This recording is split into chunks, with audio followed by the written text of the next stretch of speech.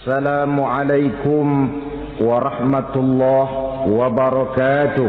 Waalaikumsalam warahmatullahi wabarakatuh. Bapak-bapak, ibu-ibu, saudara-saudara kaum muslimin rahimakumullah. Setiap orang menginginkan kebahagiaan dan tidak seorang pun menginginkan kesengsaraan dalam kehidupan ini. Namun nyatanya tidak setiap orang yang ingin bahagia mengetahui jalan yang harus ditempuhnya untuk sampai kepada kebahagiaan itu. Maka pada kesempatan pertemuan kali ini saya ingin menyampaikan sebuah hadis dari junjungan kita baginda Nabi besar Muhammad sallallahu alaihi wasallam yang termuat dalam kitab Mukhtarul Ahadits An-Nabawiyah, di mana beliau bersabda, arba'un min sa'adatil mar'i.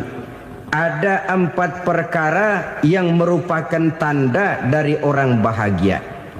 Saya mau tanya, di antara saudara-saudara yang hadir di sini, apa ada yang kepengen jadi orang sengsara?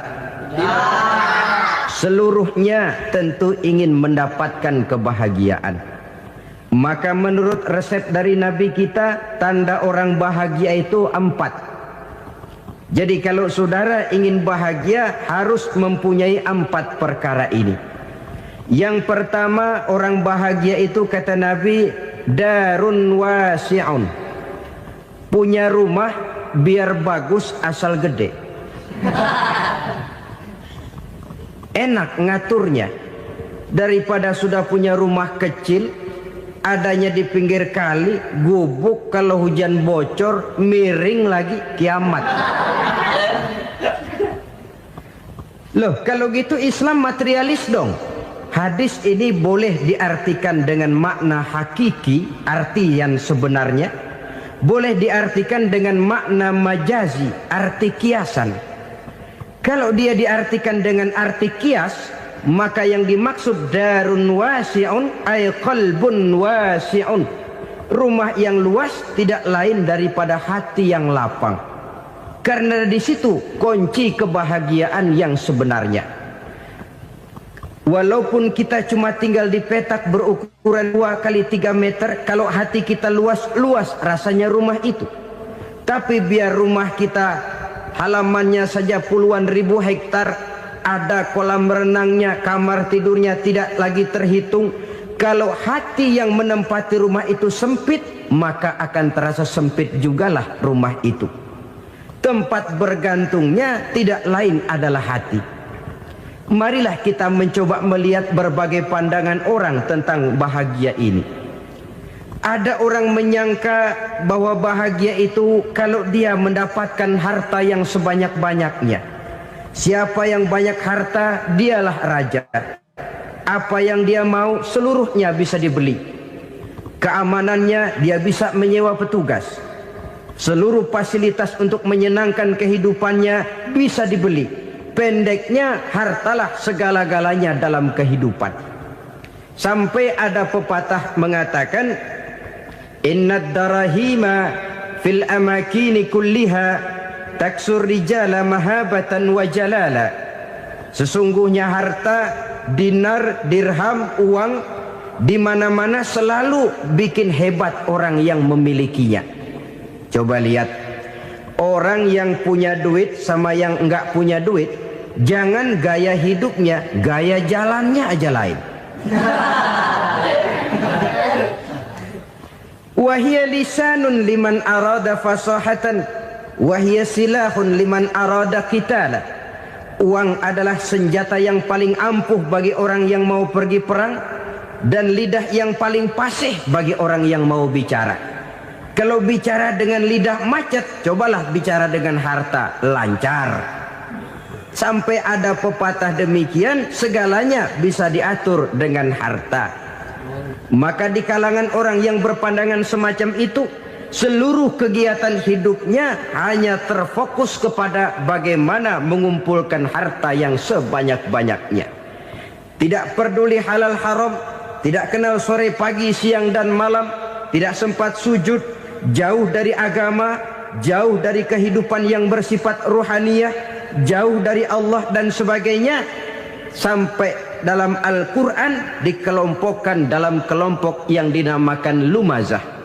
Allazi jama'a malahu wa'addadah yahsabu anna malahu akhladah.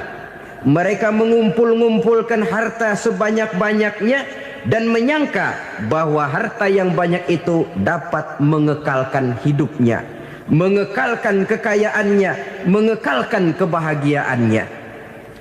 Saudara hadirin yang berbahagia, kalau pandangan hidup ini benar, artinya kalau harta memang merupakan satu-satunya hal yang dapat membuat orang bahagia, tentu di rumah mewah tidak akan pernah ada tangis derita.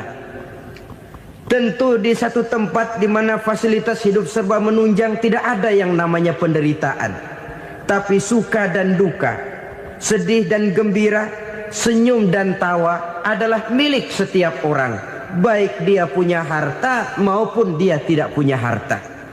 Nyatalah bahwa harta semata-mata bukan merupakan jaminan bahwa orang akan bahagia, walaupun tanpa harta orang sulit untuk bahagia.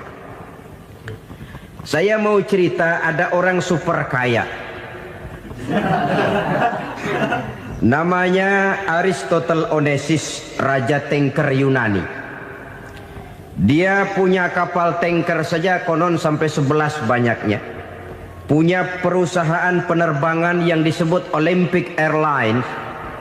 Punya hotel di berbagai kota besar di dunia ini, sejak dari New York, London, Paris, Rome dan sebagainya. Bahkan punya pulau yang dia namakan Pulau Scorpio. Ini kan namanya sudah kaya nggak tanggung-tanggung, punya pulau.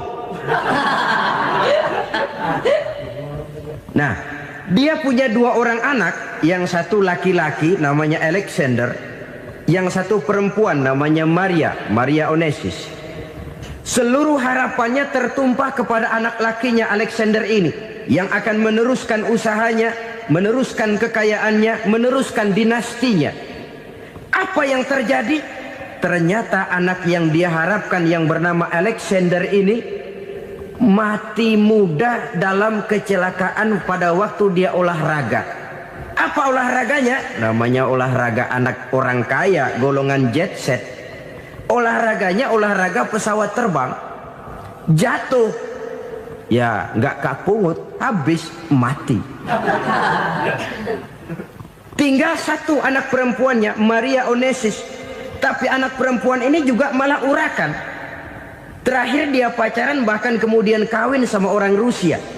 Rupanya Aristotle Onesius ini broken. Kekayaannya yang berlimpah ruah, perusahaannya yang begitu banyak, siapa yang akan meneruskan? Siapa yang akan menggantikan?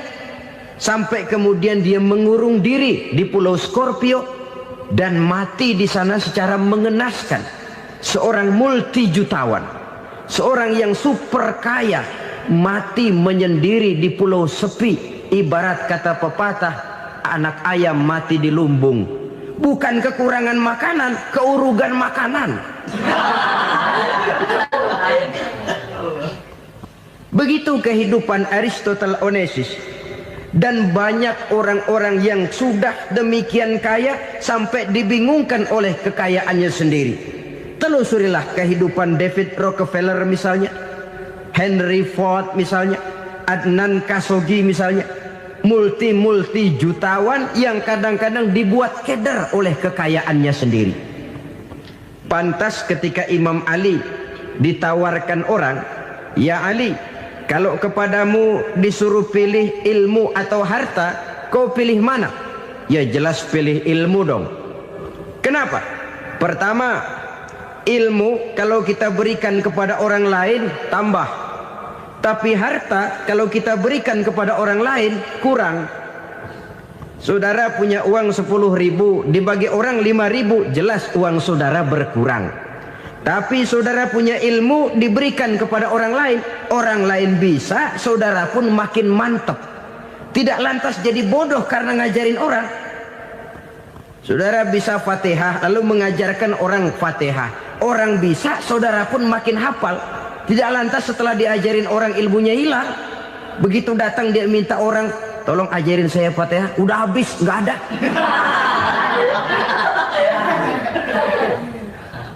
Yang kedua kata Imam Ali, ilmu menjaga kita.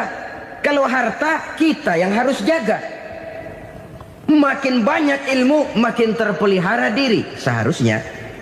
Tetapi makin banyak harta makin bingung kita jaganya. Sampai kadang-kadang kalau perlu seluruh keliling rumah dipasangi alarm. Belum cukup disewakan anjing besar-besar, pasang di depan pintu, awas anjing galak. Masih belum cukup juga cari centeng tukang-tukang kepruk jaga rumah. Masih terasa belum aman, padahal rumahnya dikelilingi tembok besar. Di balik tembok ada pintu-pintunya tebal. Di balik pintu itu terbuka masuk kamar, kamar pun ada pintunya, pintunya pun kuat. Masuk ke dalam kamar ada lemari, lemarinya pun pintunya kuat, dikunci, kuncinya pun kuat. Tapi terhadap seluruhnya yang timbul cuma sekedar was-was saja. Kesimpulannya sekali lagi, tanpa harta orang memang sulit untuk bahagia. Tapi harta semata-mata tidak merupakan jaminan orang akan bahagia. Dengan hati yang luas, itu modal utama untuk mencapai kebahagiaan hidup. Orang yang hatinya luas, saudara-saudara, punya hati yang lapang, melihat kenyataan hidup ini, dia bersyukur senantiasa kepada Allah. Lantas tidak timbul hasud dan iri hatinya. Oleh karena itu jiwanya selalu lapang. Kalau tidak, cupik hati namanya. Dangkal pandangan, tidak senang melihat orang lain dapat nikmat, dan itu sering dijadikan contoh. Kalau orang yang lapang dada, dia lihat tetangganya beli TV baru, dia berkata, alhamdulillah ya, tetangga kita beli TV, mudah-mudahan kita bisa ikut nonton. Lapang dadanya. Tapi orang yang sempit hati, lihat tetangga beli televisi, meriang. Enggak diapa-apain, meriang. Besoknya dengar tetangga beli motor, makin sakit, ke rumah sakit. Lalu di rumah sakit dengar tetangganya beli mobil, mati. Disiksa oleh perasaannya sendiri. Orang kalau hati sudah sempit dalam hidup, kemanapun dia pergi, sempit rasanya medan kehidupannya. Kemudian kita melihat juga ada orang yang menilai bahwa bahagia itu katanya kalau punya kedudukan yang tinggi, pangkat yang agung, wibawa yang besar. Mungkin betul, tapi mungkin juga tidak. Bergantung kepada hati orang yang punya pangkat itu. Sama dengan harta tadi. Harta akan membawa bahagia kalau dia jatuh ke tangan orang yang berhati lapang. Tapi harta akan jadi bencana kalau jatuh ke tangan hati orang yang sempit. Pangkat akan membawa bahaya kalau jatuh di tangan hati orang yang sempit. Lebih dari itu, kenyataan mengajarkan kepada kita bahwa ternyata pangkat dan jabatan tidak selamanya memberikan kebahagiaan dalam kehidupan. Bahkan resikonya kelewat besar. Beberapa bukti kita bisa ambil dari para pemimpin dunia yang menjadi korban lantaran pangkat dan jabatan yang disandangnya. Saudara ingat Presiden Abraham Lincoln dan John Kennedy dari Amerika? Dibunuh orang. Park Chung-hee dari Korea Selatan, Ziaur Rahman dari Bangladesh, Anwar Sadat dari Mesir, terakhir Indira Gandhi dari India, menjadi korban dari pangkat dan jabatan yang disandangnya dari orang-orang yang tidak senang dia memegang jabatan itu. Dia akan mudah mengundang bencana. Sehingga pantas kalau seorang presiden terkemuka Amerika, Harry Truman namanya, dia mengatakan jabatan presiden itu, kata dia, seperti orang nunggang macan. Naik macan harus kita taiki, kalau enggak dia bakal nerekam kita, ngeri katanya. Adapun orang yang hatinya lapang, kalau dia menerima pangkat dan jabatan, dianggapnya itu satu kesempatan untuk berbuat baik. Tapi orang yang berhati sempit, menerima pangkat dan jabatan, bukan kadang-kadang menerima, malah berusaha setengah mati mencapai dengan segala cara. Kalau perlu jilat atas, jilat atas. Jadi golongan sumuhun dawu. Jadi kelompok kulon nuwun, yes sir, yang kerjanya cuma oke bos. Kalau perlu jilat atas, jilat atas. Kalau perlu injak yang bawah, injak yang bawah. Perlu sikut kiri kanan, sikut kiri kanan. Yang penting pangkat dapat, jabatan dapat. Orang yang semacam ini, kalau sudah mempunyai pangkat dan jabatan, biasanya dia tidak menganggap itu sebagai amanah, tidak menganggap sebagai kesempatan berbuat baik, tapi malah kesempatan untuk memperturutkan hawa nafsunya yang dilatar belakangi oleh kesempitan hatinya tadi. Apalagi kalau orang memperoleh pangkat karena banyak mengeluarkan uang. Seakan-akan pangkat dan jabatan itu sekarang macam proyek, pakai tender. Siapa yang berani bayar segini naik, nggak berani minggir. Padahal logikanya, kalau orang mencapai satu jabatan karena banyak mengeluarkan uang, hampir bisa dipastikan bahwa setelah jabatan itu dia pegang, langkah pertama yang akan dilakukannya ialah berusaha bagaimana uang yang dia keluarkan supaya kembali. Ya paling kurang pulang modal dulu dong. Soal mikirin rakyat soal nanti, tapi ini modal harus pulang. Itu celakanya kalau orang memperoleh pangkat dan jabatan cuma karena banyak mengeluarkan uang. Jarang orang yang mempunyai keyakinan dan pandangan bahwa pangkat dan jabatan merupakan amanah. Jadi sekali lagi, pangkat dan jabatan mungkin saja membawa kebahagiaan kalau jatuh ke tangan orang yang berhati lapang. Tapi bisa jadi bencana kalau dia jatuh ke tangan orang yang mempunyai hati yang sempit. Dan lagi-lagi stresnya hati yang lapang. Lalu sebagian orang, saudara, ada yang berpandangan katanya bahagia itu kalau jadi orang terkenal, mempunyai popularitas, menjadi idola di kalangan remaja, di kalangan orang tua, di segala lapisan masyarakat. Padahal makin populer orang makin terikat dia. Ya kalau macam kita ini kan nggak punya nama, nggak populer, tengah malam buta mau nongkrong di warung Tegal aman. Tapi pangkat, jabatan, kedudukan, popularitas menyebabkan kita diikat dengan berbagai macam peraturan. Cuma mandi sama ke WC saja yang nggak dikawal.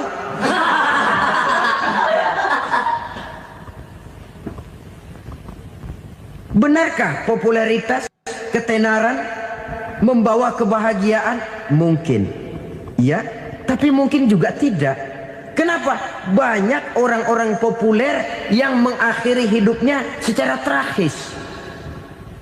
Kita ambil beberapa nama. Di Amerika tahun 60-an ada bintang seksi paling terkenal yang dijuluki sex bomb. Bom seksi. Sampai sekarang jadi legenda, namanya Marilyn Monroe. Singkatan double-nya itu inisialnya MM, Marilyn Monroe. Terkenal, top, sampai dia mati tahun 62. Namanya sekarang masih saja dibicarakan orang. Kenapa dia bunuh diri? Tidak punya hartakah dia? Banyak. Kurang populerkah dia? Seluruh dunia mengenalnya. Sejak rakyat kecil sampai pejabat tinggi dia punya hubungan. Kenapa? Jenuh. Dia terlahir dalam keadaan yatim. Setelah itu tidak lama dia berangkat remaja, ibunya meninggal. Pindah dari wanita asuh ke wanita asuh sampai 12 orang ibu angkatnya. Dan kekecewaan yang paling parah, setiap laki-laki yang dekat dengannya hanya seperti kapal berlabuh.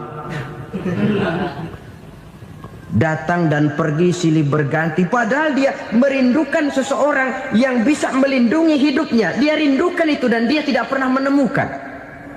Itu yang akhirnya menyebabkan dia minum pil tidur kelewat dosis, minum obat tidur kebanyakan, ya tidur terus sampai sekarang.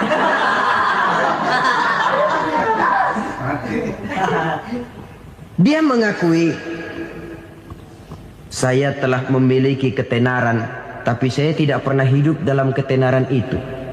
Saya pandai main sandiwara, tapi saya ingin hidup dalam alam yang real sebagaimana umumnya orang. Itu yang dia rindukan. Menyusul jejak yang namanya Marilyn Monroe ini, Billie Holiday, saudara kenal tentu, di rumah sakit dirawat. Dia juga minum obat overdosis, mati lagi.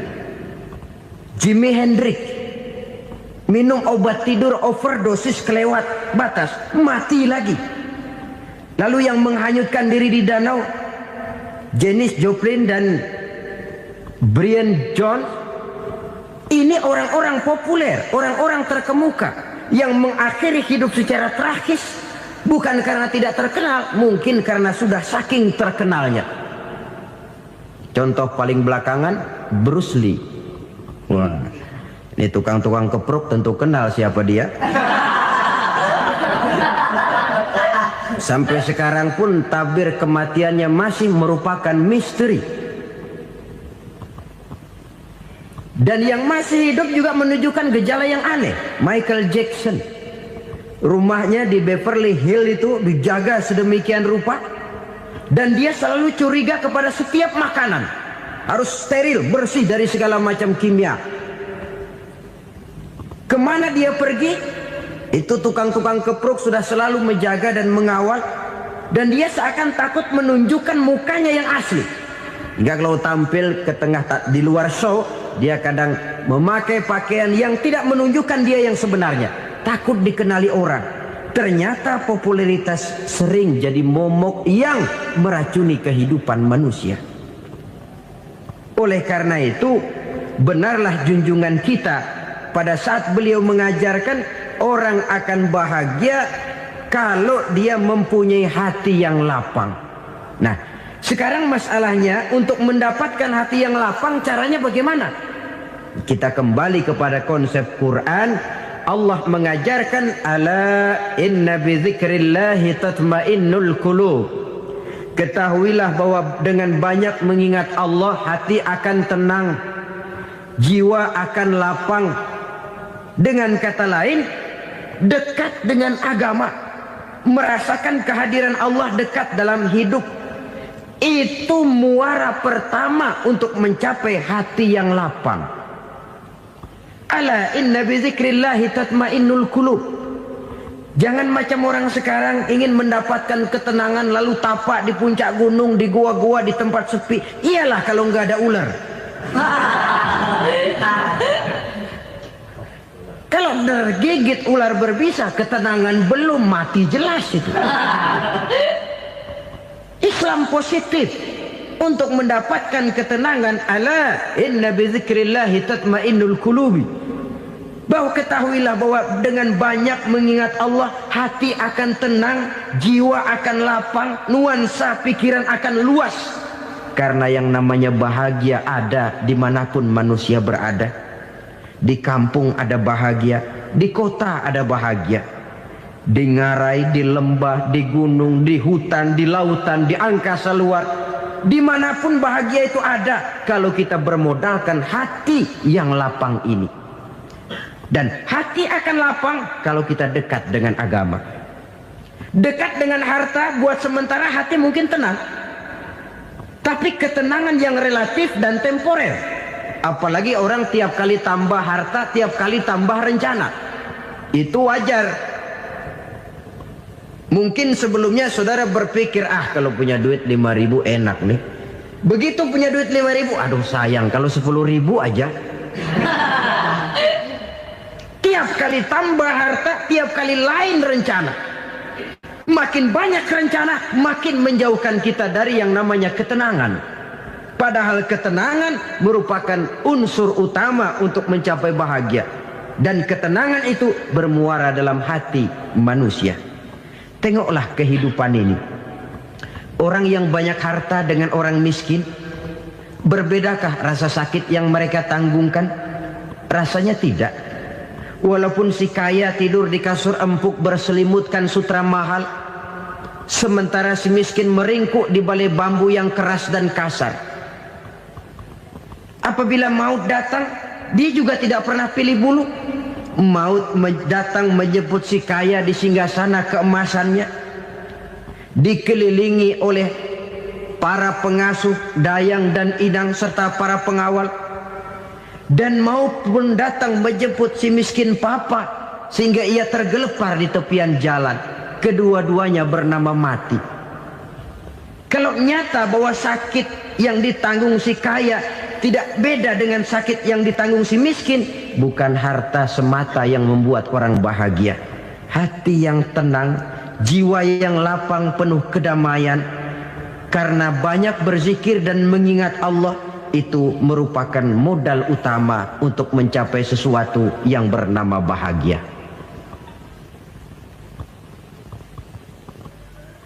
Saudara hadirin yang saya hormati, inilah yang pertama dari 4 ciri yang digambarkan oleh Nabi tentang tanda-tanda orang bahagia. Dan harus berangkat dari yang pertama ini, hati yang lapang. Ini yang harus kita miliki lebih dahulu. Baru nanti akan menyusul kepada poin yang ketiga, kedua dan selanjutnya. Sebab kalau hati sudah terisi dengan jiwa yang lapang, seluruh persoalan insya Allah akan bisa kita atasi dengan sebagaimana mestinya. Yang kedua sekarang, tanda orang bahagia menurut baginda Nabi, markabun syariah. Orang bahagia itu, kata beliau, punya kendaraan biar cepat asal lancar. Artinya kemana dia mau pergi mudah. Apa maksud hadis ini? Kalau kita kaji lebih dalam, kendaraan itu kan alat transportasi. Transportasi tidak lain adalah usaha memudahkan komunikasi. Pindah dari situ kepada teori bahwa manusia adalah zon political, makhluk bermasyarakat yang tidak bisa memenuhi kebutuhan hidupnya secara sendirian. Kita memerlukan keberadaan orang lain dalam kehidupan ini.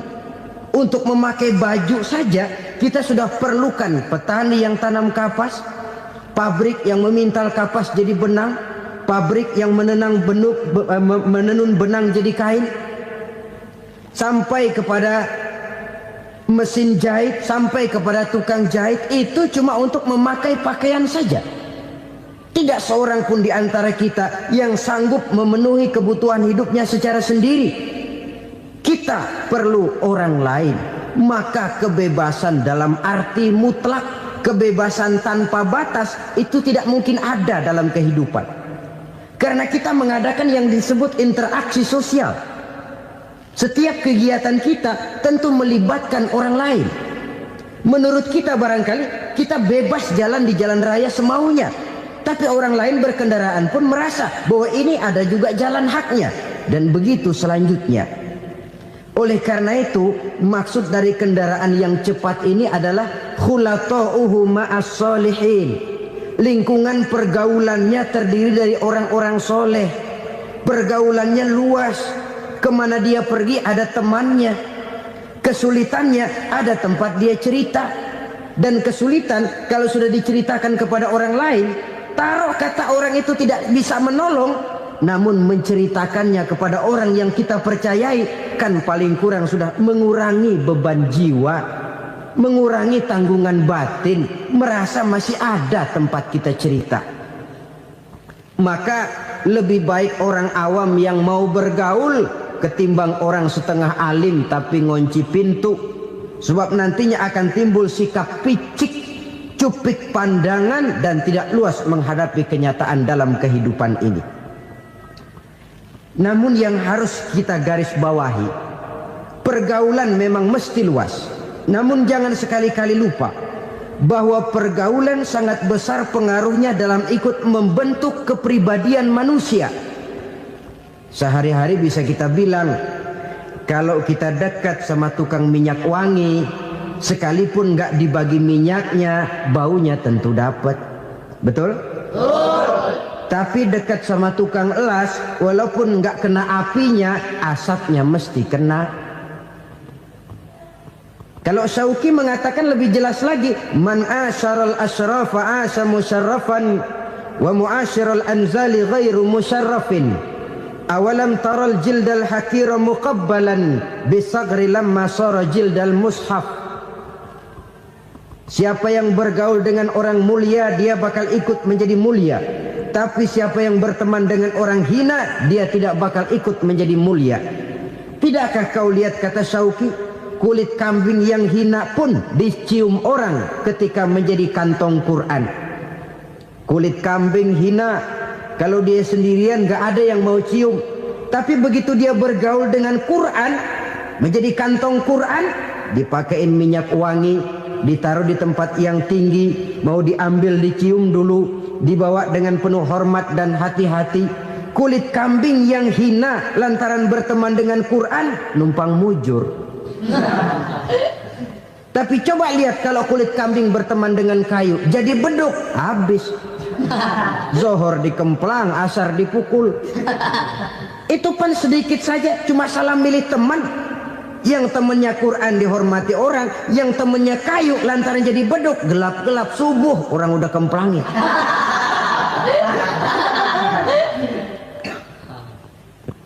Maka terutama kepada adik-adik remaja yang masih mencari identitas diri, yang ibarat kaset masih kaset kosong, mudah diisi oleh apapun, pandai-pandailah memilih teman dalam bergaul. Karena banyak orang yang tadinya baik-baik, ketika terseret dalam pergaulan dengan orang yang tidak baik, kebaikannya menjadi lentur dan luntur. Tapi berapa banyak bajingan-bajingan tengik, orang-orang yang berlumur noda dan dosa, tiap hari melakukan maksiat, namun bergaul dengan orang yang baik-baik, pada akhirnya sedikit demi sedikit beringsut dan berangsur dia terbiasa mengikuti kebaikan-kebaikan. Saya tekankan ini kepada remaja karena mereka masih mencari identitas diri. Apa yang mereka lihat mereka mau, apa yang mereka dengar mereka ingin tahu. Coba lihat kehidupan remaja. Pulang nonton film Rambo, pengen jadi Rambo, gagah, maunya belekai melulu. Pulang nonton film Superman, pengen bisa terbang. Pulang nonton India, nyanyi melulu. Wajar, mereka masih mencari identitas diri. Saya ini sebenarnya siapa? Lingkungan, pergaulan akan membentuk itu. Karena itu pandai-pandailah bergaul, karena ia sangat besar pengaruhnya dalam ikut membentuk kepribadian manusia. Apalagi sifat yang jelek lebih cepat menularnya ketimbang sifat yang baik. Sifat yang baik, watak yang soleh itu lambat sekali untuk menular. Tapi yang tidak baik, kan prosesnya mah kalau remaja biasanya mula-mula dengar. Karena dengar lalu pengen tahu. Karena pengen tahu lalu ngeliatin. Begitu ngeliatin kan pengen nyobain. Setelah nyobain ketagihan. Nah, ini prosesnya. Yang namanya ganja, morfin, narkotik, awalnya kan begitu. Mula-mula dengar, katanya kalau sudah fly to the sky, sudah melayang ke langit, katanya disitulah puncak kebahagiaan. Mulanya cuma dengar. Karena dengar pengen tahu. Karena pengen tahu lalu ngeliat, kumpul sama orang yang suka ngeganja. Setelah ngeliat, nah pengen ngerasain. Begitu ngerasain enak juga, ketagihan. Kalau sudah ketagihan jadi penyakit kronis, bisa merembet kepada yang lain. Iya, kalau orang tuanya mampu untuk beli morfin, beli ganja. Kalau tidak kan pikirannya ngayap, jemuran siapa ya gue sahabat. Timbullah perbuatan-perbuatan negatif yang bermula dari salah pergaulan. Apalagi buat adik-adik remaja yang tinggal di kota-kota besar, yang pengaruh budaya, pengaruh kesenian, pengaruh struktur kehidupan yang nampak makin individualistis, di mana persaingan tajam, tensi ekonomi tinggi, orang mudah mengalami stres. Pandai-pandailah dalam bergaul, sekali lagi, karena ia sangat besar pengaruhnya dalam ikut membentuk kepribadian manusia. Orang bahagia punya kendaraan yang cepat, artinya punya pergaulan yang luas, dan lingkungan pergaulannya terdiri dari orang-orang yang soleh. Kemana dia pergi, ada teman. Kesulitannya, ada tempat dia cerita. Tapi kalau sudah menyendiri, hidup sendiri, kesulitan dipikiri sendiri, bisa mati belum waktunya. Tidak ada tempat berbagi rasa, tidak ada tempat bercerita, tidak ada tempat mengurangi beban dalam kehidupan. Pantas betul kalau Islam sangat menggalakkan dan menganjurkan orang kalau sudah sampai waktunya itu untuk melangsungkan nikah. Kata Nabi, ya ma'syaras syabab man istata'a minkumul ba'at falyatazawwaj. Hai para pemuda, kalau sudah mampu memberi nafkah, kawinlah, nikahlah kamu. Kenapa? Sudah ada teman hidup, tempat berbagi rasa. Kesulitan kalau ada tempat cerita akan lebih ringan ketimbang kita telan sendiri, walaupun bobot kesulitannya sama beratnya. Saudara-saudara kaum muslimin rahimakumullah, inilah ciri yang kedua, punya kendaraan biar cepat asal lancar. Kemana kita mau pergi gampang. Dengan kata lain, setelah hati yang luas, pergaulan yang luas. Dua. Yang ketiga sekarang, tanda orang bahagia itu menurut Nabi, misbahun mudhi'un, punya lampu yang terang. Oh, itu enggak problem. Sekarang sudah zamannya listrik masuk desa, Pak. Lampu sudah terang semua. Betul, kalau itu yang dimaksud. Tapi tidak cuma itu. Karena lampu yang dimaksud di sini, lampu yang akan menerangi seluruh perjalanan hidup.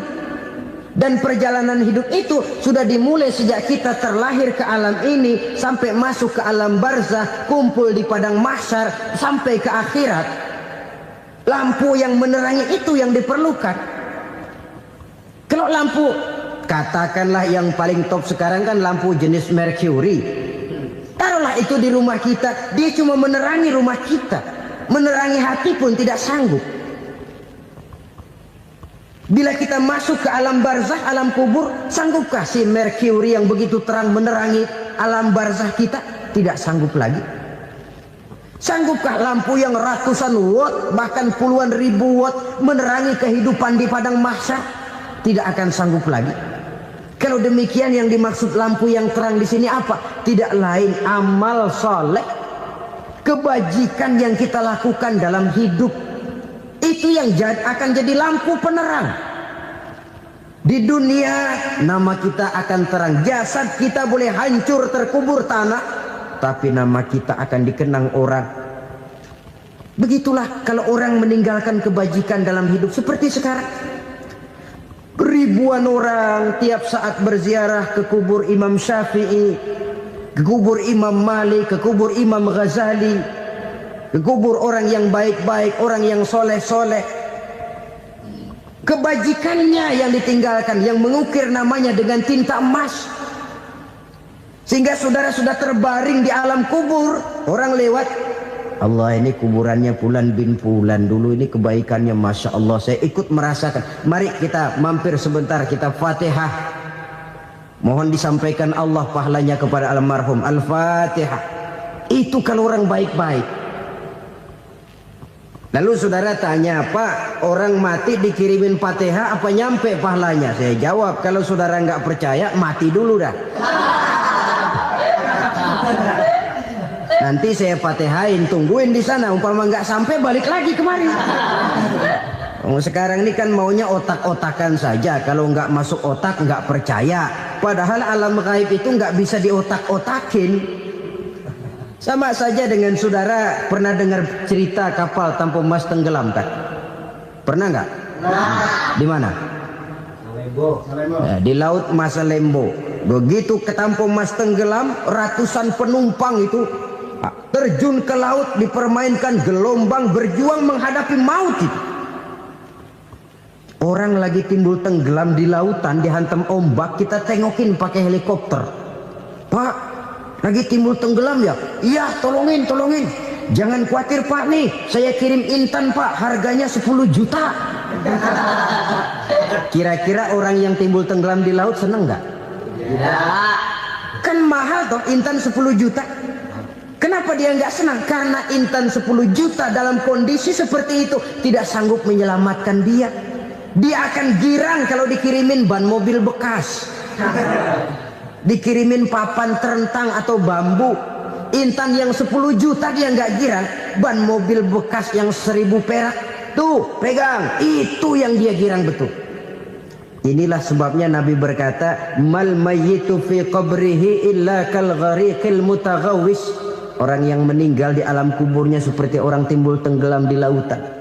Yantaziru da'watan min ahli, menunggu doa dari keluarganya yang masih hidup.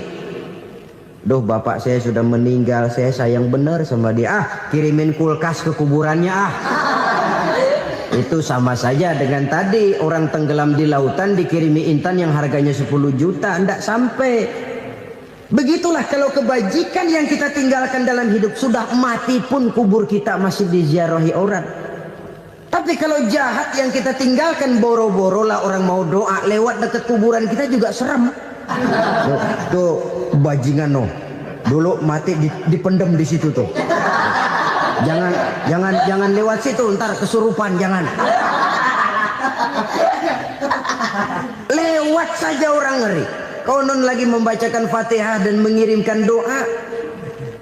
Hidup pada hakikatnya adalah kesempatan untuk berbuat baik. Maka sekali kesempatan itu diberikan, manfaatkan dengan sebaiknya. Sebab kesempatan kedua tidak akan pernah ada. Kesempatan berbuat baik di sini, di akhirat sudah pembalasan namanya. Sekali kesempatan itu dicabut, dia tidak akan pernah dikembalikan lagi.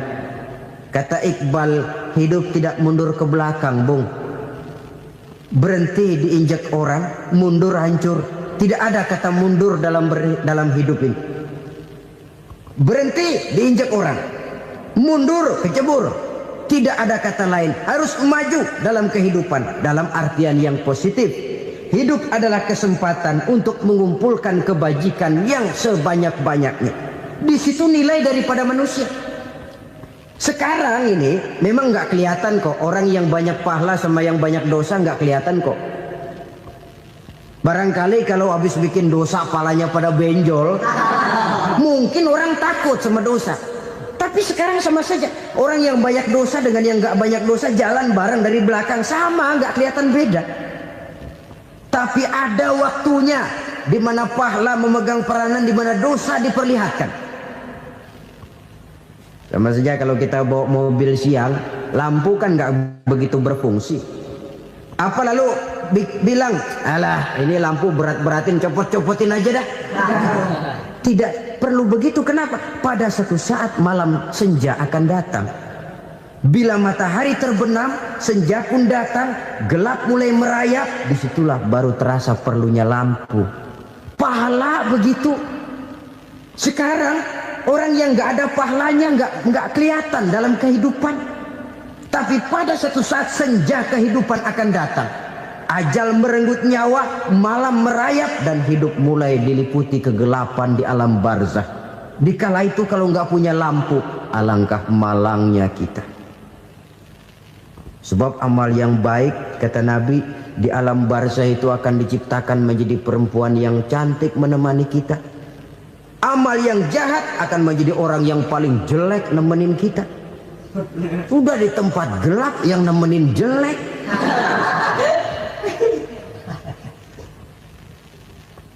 Kaum muslimin rahimakumullah. Kalau demikian masalahnya, tergantunglah kita pandai memanfaatkan waktu. Al-waktu kasayf, waktu itu cepat sekali. Yang namanya waktu itu tahu-tahu. Tahu-tahu udah tahun 87. Tahu-tahu udah begitu. Tahu-tahu yang kemarin anak-anak, sekarang udah pada punya anak. Tahu-tahu saja itu. Begitu cepat waktu berlalu. Kalau tidaklah pandai kita memanfaatkannya, akan rugi kita. Nabi bersabda, "Man kana yaumuhu khairun min amsihi fahuwa rabih." Barang siapa yang hari ini lebih baik daripada hari kemarin, itu orang untung. Hari ini lebih baik daripada kemarin. Bulan ini lebih baik dari bulan kemarin. Tahun ini lebih baik dari tahun kemarin. Itu orang yang beruntung. Tahun kemarin sembayangnya maghrib doang, sekarang udah tambah isya. Tahun kemarin cuman Idul Fitri aja ngancem bener, sekarang udah tambah Jumat, lalu tambah lagi maghrib, tambah lagi isya, dan selanjutnya. Hari ini lebih baik daripada kemarin, itu orang yang beruntung. Wa man kana yaumuhu mislu amsihi fahuwa khasir. Lalu barang siapa yang hari ini sama saja dengan hari kemarin, itu orang rugi. Hari ini sama dengan kemarin, rugi itu. Bulan ini begitu, bulan kemarin begitu, tahun ini begitu, tahun lalu juga begitu. Rugi itu orang. Rugi apa? Rugi umur. Umur tambah, amalan gak pernah tambah. Dan saya pikir lebih merupakan azab ketimbang nikmat kalau orang dikasih panjang umur cuma untuk numpuk dosa. Mending mana? Panjang umur banyak dosa sama pendek umur dikit dosa? Mending mana? Mending mana? Ya, paling mending tentu panjang umur banyak pahala. Tapi kalau tidak, sekali lagi, lebih merupakan azab ketimbang nikmat kalau orang diberikan panjang umur tapi cuma untuk sekedar menumpuk dosa. Kehilangan kesadaran bahwa dunia bukan terminal akhir dari satu perjalanan. Dia cuma halte di mana kita berhenti sebentar untuk menuju kepada terminal yang hakiki. Saudara-saudara kaum muslimin rahimakumullah, inilah lampu yang akan menerangi kehidupan. Amal yang kita lakukan di dalam kehidupan. Jadi yang dimaksud dengan lampu yang terang, kebajikan yang kita kerjakan dalam hidup. Nah, setiap orang di awal tadi saya bilang ingin bahagia. Bahagia itu kan hakikatnya kumpulan senang dan selamat. Senang, selamat. Apa bedanya? Senang tapi tidak selamat, nggak bahagia. Selamat tapi nggak senang, nggak bahagia orang. Contoh, kalau orang korupsi, duitnya banyak, senang dia, tapi keselamatannya. Ada tentara baris di samping rumahnya udah bingung, padahal tentara latihan. Tentara cuma latihan, dia bingung. Senang, tapi karena keselamatannya tidak terjamin, dia tidak bahagia. Sebaliknya pegawai negeri jujur benar cuma segaji-gajinya, selamat nggak korupsi tapi melarat, ya nggak bahagia juga, kurang senang. Kesenangan dan keselamatan untuk dunia saja, ya sekali lagi, kalau cuma sekedar untuk dunia saja bisa dibeli pakai uang, bisa dibeli pakai uang. Saudara ingin selamat bisa dibeli pakai uang, saudara ingin senang bisa dibeli dengan uang. Tapi setelah mati masuk ke alam barzah, habis kekuasaan uang. Nggak bisa lagi beli keselamatan pakai uang, tidak mungkin lagi membeli kesenangan dengan uang. Di situ pahala yang megang peranan. Makin banyak pahala, makin banyak saham untuk membeli kesenangan dan keselamatan, untuk memperoleh yang namanya bahagia. Dan jangan lupa loh, di alam barzah kita nggak sebentar, menunggu datangnya kiamat. Loh iya, kalau kita begitu dikuburin terus kiamat datang, untung. Tapi kalau masih harus 1000, 2000, puluhan ribu tahun yang akan datang, dalam satu penantian yang begitu lama, tanpa saham untuk memperoleh kebahagiaan, satu kemalangan yang tidak ada pernah putus-putusnya. Janganlah tergelincir oleh kebahagiaan sebentar yang menipu dengan mengorbankan kebahagiaan hakiki yang berjangka panjang. Apa artinya senyum sejenak kalau harus ditebus dengan tangis seumur hidup? Biarlah kita minum jamu, pahit memang, getir memang, tapi kan besok badan sehat. Daripada sekarang minum sirup, manis memang, enak memang, tapi bibir pada jontor besoknya. Sirawan, batuk, nggak karu-karuan. Banyak orang tertipu oleh kesenangan yang sebentar, Padahal laisa kullu ma yalma'u zahaban. Belum tentu semua yang berkilat itu emas. Belum tentu semua yang gemerlap itu intan. Karena itu marilah manfaatkan kesempatan yang diberikan Allah ini untuk mengumpulkan kebajikan yang sebanyak-banyaknya. Yang terakhir sekarang, yang keempat, tanda orang bahagia kata Nabi. Zaujatun salihah. Orang bahagia itu tanda yang keempat kata Nabi, punya istri biar cakep asal taat. Sudah surga itu sudah. Cakep taat. Istri kayak gitu, kalau belum mati jangan dikuburin dulu. Sudah cakep taat lagi. Tapi kadang-kadang enggak, udah jelek ngadat melulu. Apa yang mau dipilih? Sebab itu Quran mengatakan istri pakaian untuk suami, suami pakaian untuk istri. Kenapa suami istri diibaratkan pakaian? Alangkah tingginya gaya bahasa Quran ini. Suami istri teman hidup, hidup perjalanan panjang. Sejak kita dalam rahim sudah ada hidup kan di sini.